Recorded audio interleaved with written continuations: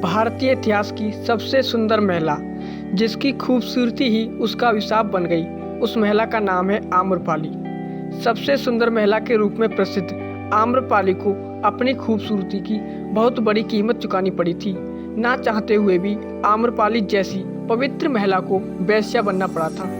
आगे चलकर आम्रपाली गौतम बुद्ध के संपर्क में आकर एक महान बौद्ध भिक्षुणी बनी। उसे अपने कष्टदायक जीवन से छुटकारा मिला तथा उसे ज्ञान की प्राप्ति हुई। तो चलिए इस कहानी की शुरुआत आम्रपाली के प्रारंभिक जीवन से करते हैं और यह जानते हैं कि कैसे वो एक वेश्या बनी। आम्रपाली के माता पिता के बारे में ज़्यादा बातें किसी को नहीं पता, लेकिन जिन्होंने आम्रपाली को पाला था, आम्रपाली उन्हें एक पेड़ के नीचे मिली थी। उसके पालनकर्ता ने उसका नाम आम्रपाली रख दिया। आम्रपाली जैसे जैसे बड़ी होती गई, वैसे वैसे उसकी खूबसूरती हद से ज़्यादा बढ़ती चली गई। एक बार उसे देख लेने पर कोई भी अपनी आंखें उस पर से हटा नहीं पाता था। आम्रपाली को इस बात का एहसास नहीं था कि उसकी सुंदरता ही उसे अब एक दुख भरे जीवन में धकेलने वाली है। आम्रपाली को देखकर हर कोई उसे अपनी पत्नी बनाना चाहता था। लोगों में आम्रपाली की खूबसूरती की चर्चा होती थी। इस बात से आम्रपाली के माता पिता काफ़ी परेशान हो गए थे। वे जानते थे कि आम्रपाली को जिनको भी सौंपा गया वो काफ़ी लोगों को अपना दुश्मन बना लेंगे और वैशाली राज्य में भीषण विद्रोह और आक्रमण हो जाएगा। इसलिए वह किसी भी नतीजे पर नहीं पहुँचे। एक दिन वैशाली राज्य में इसी समस्या का हल खोजने के लिए एक सभा बुलाई गई। सभी से इस विषय में राय मांगी गई, लेकिन कोई समझने को तैयार नहीं था। सभी पुरुष आम्रपाली से विवाह करना चाहते थे। फिर अंत में इस सभा ने एक निर्णय लिया जिसने आम्रपाली के पूरे जीवन को नष्ट कर दिया। सभा समिति से आम्रपाली को वैशाली राज्य की नगरवधु यानी कि वेश्या घोषित कर दिया गया। शुरुआत में आम्रपाली को नगरवधु की उपाधि पाकर अत्यंत प्रसन्नता हुई, लेकिन उसे इसका अर्थ नहीं पता था। वो इस बात से अनजान थी। धीरे धीरे उसे यह पता चला कि वो एक वेश्या घोषित कर दी गई है, जिससे उसके हृदय को बहुत पीड़ा से भर दिया गया। आम्रपाली एक आम लड़की की तरह अपना जीवन जीना चाहती थी, लेकिन उसे क्या पता था कि उसकी सुंदरता उसे यह दंड देगी। आम्रपाली चाहकर भी किसी से अपना दुख कह नहीं पाती थी। आम्रपाली के पास इतनी अधिक मात्रा में धन दौलत थी कि उसे राजा महाराजा और बड़े बड़े व्यापारी भी पैसे उधार लेते थे। हर प्रकार की सुख सुविधा होने के कारण उसका वेश्या होना ही उसका कलंक था। कहते हैं कि संतों के संपर्क से आ जाने से बुरा से बुरा व्यक्ति भी अच्छा बन जाता है, और यही आम्रपाली के साथ भी हुआ था। आम्रपाली के जीवन में एक ऐसा पड़ाव आया, उसने उसकी ज़िंदगी ही बदल दी। एक दिन आम्रपाली अपने महल में विश्राम कर रही थी। तभी उसे द्वार पर एक भिक्षु भिक्षा मांगते हुए आया।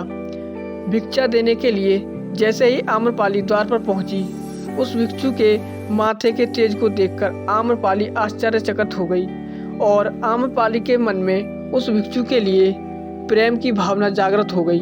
आम्रपाली ने उस भिक्षु से कहा कि कुछ ही दिनों में वर्षा ऋतु आरंभ हो जाएगी।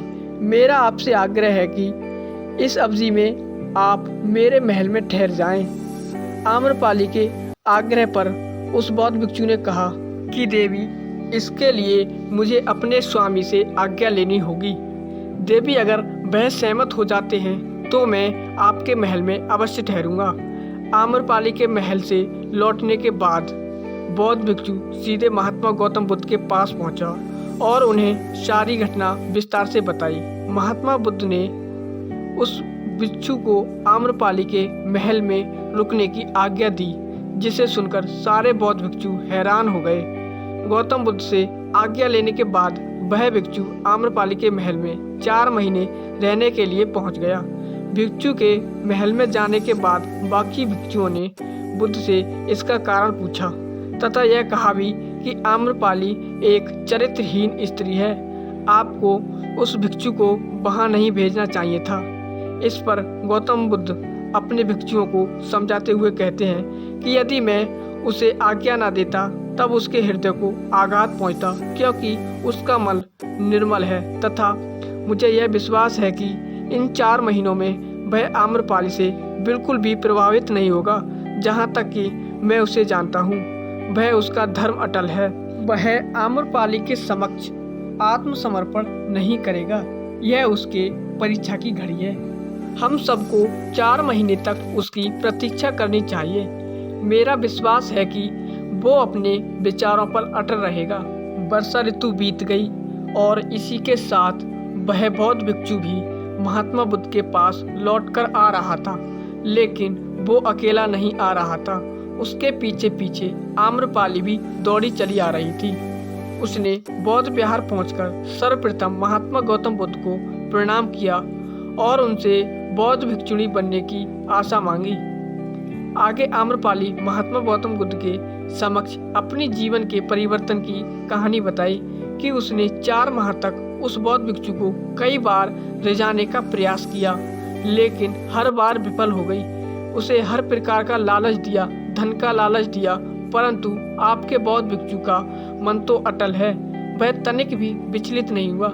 यह देखकर मेरा मन परिवर्तन हो गया और अब मैं अपना शेष जीवन इसी विहार में एक भिक्षुणी बनकर व्यतीत करना चाहती हूँ। गौतम बुद्ध ने आम्रपाली को ज्ञान मार्ग दिखाया, जिससे उसका बाकी का जीवन निर्मल हो गया। उसने मृत्यु तक पूरी निष्ठा के साथ सभी को सेवा की। तो यह थी महात्मा गौतम बुद्ध और आम्रपाली की प्रेरणादायक कहानी। इस कहानी से हमें यह सीख मिलती है कि व्यक्ति की जैसी संगत होती है वह भी वैसा हो जाता है। जैसा विचार वैसा जीवन।